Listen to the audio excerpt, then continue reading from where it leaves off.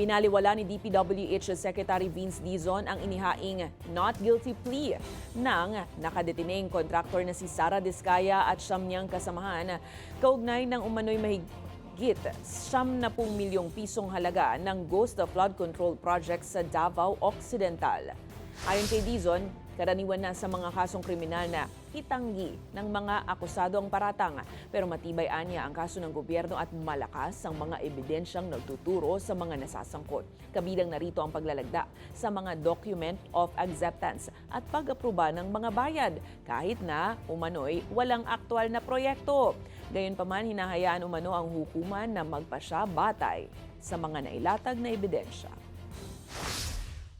So we have to really look at where the evidence will lead. Diba? And right now, the evidence leads in Davao Occidental to the people in DPWH that signed all of those acceptances and made all of those payments, even if the project is a ghost project, and also the contractor involved, which is the company of Sara Diskaya.